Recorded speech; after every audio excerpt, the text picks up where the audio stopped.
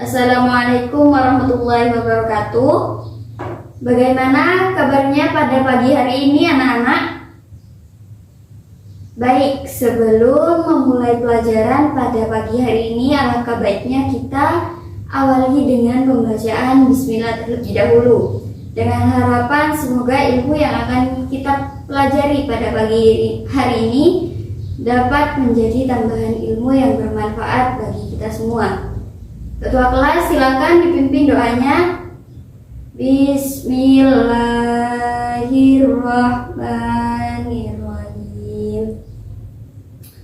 Lalu selanjutnya ibu akan mengabsen kehadiran kalian. Apakah pada pertemuan kali ini ada yang tidak hadir? Ada yang tidak masuk? Hadir semua? Alhamdulillah.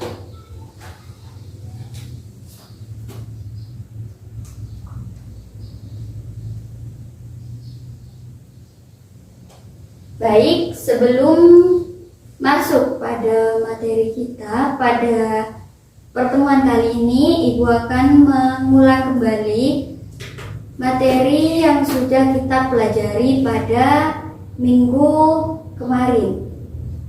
Ada yang masih ingat materi apa sih yang kita pelajari pada minggu kemarin? Coba acungkan tangannya. Ya, benar. Materi yang kita pelajari pada minggu kemarin adalah mengenai azan dan iqomah. Ada yang masih ingat apa itu pengertian azan dan iqomah? Silakan acungkan tangannya. Ya, benar. Azan secara bahasa adalah pengumuman atau pemberitahuan untuk melakukan sholat atau bisa dikatakan memberitahukan bahwasannya waktu sholat itu sudah masuk, seperti halnya sholat subuh, sholat zuhur, sholat asar, isya, dan maghrib. Sedangkan pengertian iqomah sendiri adalah pertanda bahwasannya sholat tersebut sudah dimulai. Dan hukum-hukum dari azan dan iqomah di sini adalah sunnah. Ibu kira kalian sudah paham ya? Lalu masuk pada materi kita pada minggu hari ini. Pertemuan kali ini adalah mengenai, ada yang tahu mengenai apa? Mengenai sucikanlah lahir dan batinmu, gapailah cinta Tuhanmu. Ada di bab pertama ya. Di sini kompetensi dasarnya yang pertama meyakini pentingnya bersuci sebagai syarat melaksanakan ibadah. Lalu yang kedua yakni mengidentifikasi macam-macam najis dan tata cara bersesucinya. Lalu tujuan pembelajaran kita pada pertemuan kali ini, yakni yang pertama menyebutkan pengertian toharoh beserta dalilnya, menyebutkan pengertian najis, yang ketiga melalui kegiatan bermain card shot, mengurutkan kartu, siswa dapat merumuskan macam-macam najis beserta contohnya. Lalu yang terakhir, siswa dapat menjelaskan ketentuan bersuci dari najis. Apa sudah ada yang belajar tadi malam mengenai materi bersuci ini? Sudah ada yang belajar? Coba kalau sudah ada yang belajar, siapa yang sudah tahu apa itu pengertian toharo? Ada yang tahu? Ayo, katanya ada yang belajar. Kok belum ada yang tahu? Ya, pengertian toharo di sini berasal dari bahasa Arab yang berarti bersih atau bersesuci.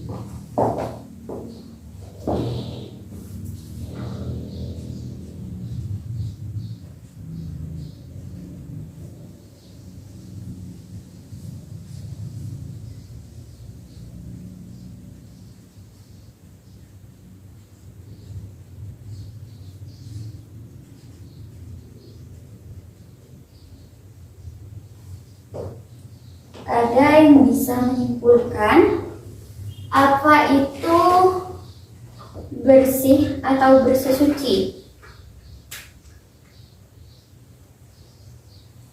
Taharah di sini adalah sesuatu kegiatan yang dilakukan oleh seseorang sehingga seseorang tersebut diperbolehkan untuk melakukan suatu kegiatan beribadah yang dituntut harus dalam keadaan suci.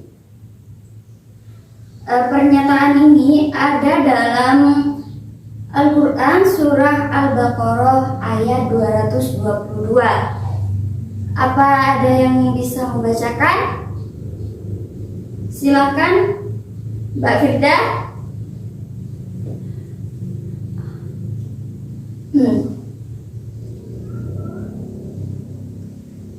Kita beri aplaus dulu untuk Mbak Firda yang sudah membacakan surah Al-Baqarah dengan baik. Lalu artinya, sungguh Allah menyukai orang yang taubat dan menyukai orang yang mensucikan diri. Nah, dari ayat di sini sudah jelas ya bahwasannya Allah sangat menyukai orang yang sangat menjaga kebersihan. Ini juga tercantum dalam hadis yang diriwayatkan oleh Muslim dan Abu Sa'id Al-Khudri. Hadis di sini berbunyi syaturul iman, bahwasanya kebersihan itu adalah sebagian dari iman. Juga terdapat beberapa hadis-hadis lain yang sudah tercantum dalam buku kalian masing-masing ya.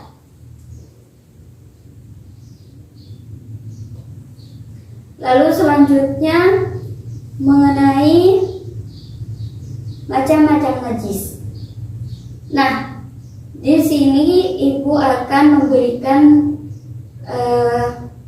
game atau kuis untuk kalian. Di sini ibu sudah menyiapkan beberapa pernyataan yakni tentang macam-macam najis. Ada yang sudah tahu najis itu terbagi menjadi berapa? Ya, najis itu dibagi menjadi 3 macam. Yang pertama, najis apa? Najis muhaffafah atau najis ringan. Yang kedua, yakni najis mutawasito. Najis mutawasito di sini sering disebut sebagai najis sedang. Lalu yang terakhir yakni najis apa? Najis mughalladhah. Najis mughalladhah di sini adalah najis berat yang penyuciannya itu berbeda dengan najis yang kedua tadi. Sekarang ibu akan membagikan pernyataan-pernyataan ini kepada kalian semua. Lalu tugas kalian adalah untuk menemukan pasangan-pasangan dari pernyataan-pernyataan ini. Misalkan Mbak Firda dapat kertas yang di sini pernyataannya najis mutawasito. Lah, Mbak Firda di sini harus mencari pasangan yang cocok. Misalkan seperti contoh-contoh najis mutawasito ini apa saja, lalu cara mensucikan najis mutawasito ini seperti apa, lalu pengertiannya itu apa begitu. Apa ada yang belum mengerti? Sudah mengerti? Alhamdulillah. Silakan ketua kelas dibagikan pernyataan-pernyataan ini kepada teman-temannya.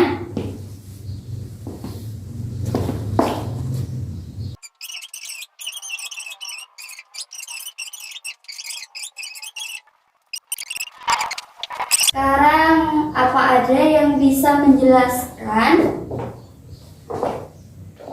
apa sih maksud dari pernyataan-pernyataan yang sudah Ibu buat ini?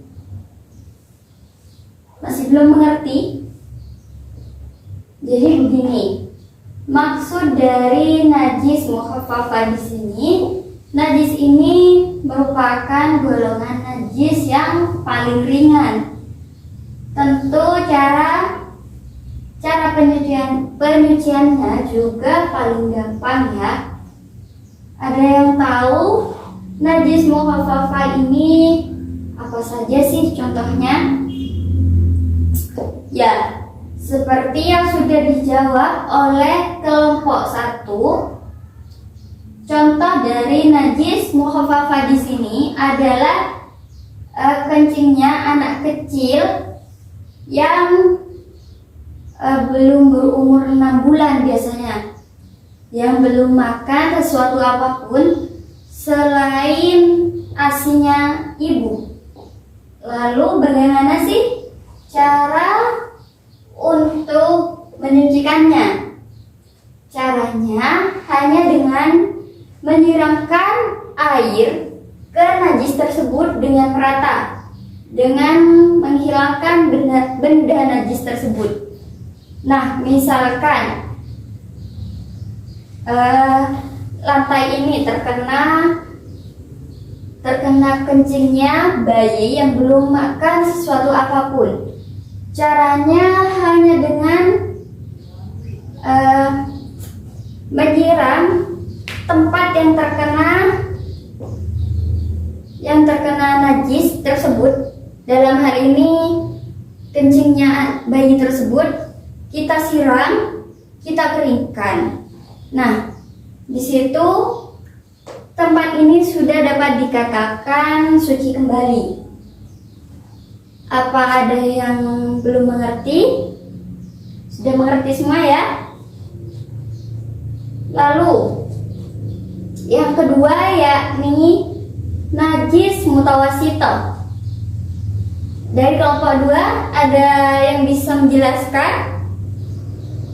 Belum juga? Oke. Najis mutawasito ini merupakan najis golongan kedua. Dalam hal ini dikatakan sebagai najis yang sedang ya. Lalu najis mutawasito di sini dibagi menjadi 2, yakni najis hukmiyah yang contohnya adalah bangkai binatang darat yang semasa hidupnya dia memiliki darah. Lalu darah, nanah, kotoran manusia dan juga kotoran hewan. Cara penyucian dari najis mutawasito ini juga ada 2 seperti pembagiannya tadi, yakni najis ainiyah. Ada warna, bau, dan rasa. Nampak maka harus dihilangkan najis tersebut dengan membasuhnya menggunakan air. Tidak ada warna dan bau dan rasa dalam najis ini. Adanya dalam najis ainiyah. Dalam menyucikan najis ainiyah di sini kita harus menghilangkan rasa, bau, dan warnanya dengan cara mengalirkan air pada tempat tersebut. Lalu pembahasan yang terakhir dari kelompok 3. Ini adalah kelompok satu-satunya kelompok yang benar untuk mengurutkan pernyataan-pernyataan ini. Najis yang ketiga atau dikatakan najis yang paling berat ini adalah najis apa? Ya, najis mughalladah. Najis mughalladah di sini dikategorikan sebagai najis yang berat. Apa saja sih najis mughalladah itu? Apa ada yang tahu? Ya, benar. Najis mughaladhah di sini contohnya adalah anjing dan babi, atau anak dari salah satu dari keduanya. Ada yang tahu bagaimana sih cara untuk menghilangkan najis mughaladhah atau najis berat ini? Caranya yaitu membasuh dengan 7 basuhan. Salah satu dari 7 basuhan tersebut kita harus menggunakan debu yang kering. Untuk prakteknya kita lakukan minggu depan ya. Dari tiga najis ini, apa ada yang belum mengerti atau sudah paham semua dengan yang ibu jelaskan? Sudah ya? Alhamdulillah.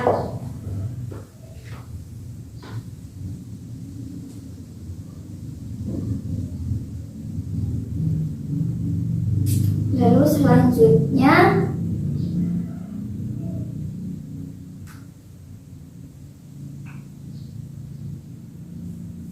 Ibu akan menjelaskan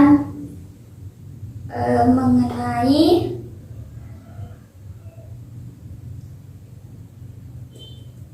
materi subbab selanjutnya.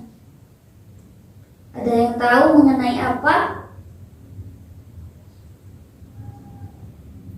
Yakni tentang fungsi thaharah atau bersih suci dalam kehidupan. Fungsi-fungsi thaharah ini tentu sangat banyak fungsinya dalam kehidupan kita. Dengan menjaga kebersihan atau kesucian, kita juga diajarkan untuk bagaimana sih cara untuk menjaga kebersihan lingkungan tempat tinggal. Bukan hanya menjaga kesucian atau kebersihan dari tubuh kita. Lalu yang kedua, kita juga akan terbiasa untuk menjaga kebersihan kelas serta lingkungan di sekolah kita. Nah, seperti di kelas ini Ibu lihat masih kurang bersih ya. Untuk ketua kelas silakan bentuk jadwal piket dan dilaksanakan. Siapa saja sih yang bertugas untuk membersihkan kelas setiap harinya? Nanti Ibu akan cek setiap hari untuk kebersihan kelas ini. Yang ketiga, manfaatnya kita akan terbiasa untuk menjaga kebersihan lingkungan tempat ibadah kita, seperti halnya di masjid, di musola, atau di tempat sholat kita sendiri di rumah. Lalu yang terakhir yakni kita akan dibiasakan untuk menjaga kebersihan kita di lingkungan sekitar kita. Nah, biasanya ketika kita melihat sampah yang berserakan di jalan, kita akan terbiasa untuk mengambil sampah tersebut dan memasukkannya ke dalam tempat sampah. Lalu ketika kita melihat orang lain membuang sampah sembarangan, kita akan memberikan peringatan kepada teman kita atau orang-orang yang membuang sampah tersebut untuk membuang sampah tersebut kemana? Ke tempat sampah.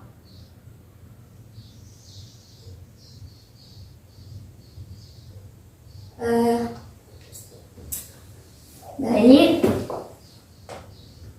pembelajaran kita pada pertemuan kali ini Ibu rasa sudah cukup ya. Kita akan perdalam lagi pada pertemuan minggu depan mengenai praktek untuk cara menyucikan najis mukhafafah, najis mutawasitah, serta najis mughalladah.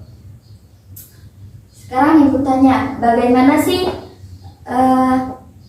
perasaan kalian dalam pelajaran hari ini? Apakah menyenangkan atau membosankan? Cukup menyenangkan ya. Untuk tugasnya silakan kalian buka buku halaman 25. Silakan dikerjakan di rumah, lalu dikumpulkan hari Kamis di meja ibu di kantor ya. Dikumpulkan ke ketua kelas dulu, lalu dikumpulkan ke meja ibu di kantor.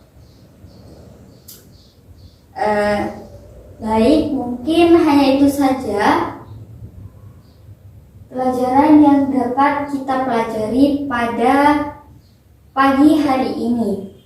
Semoga ilmu yang kita peroleh dapat menjadi tambahan ilmu yang bermanfaat bagi kita semua.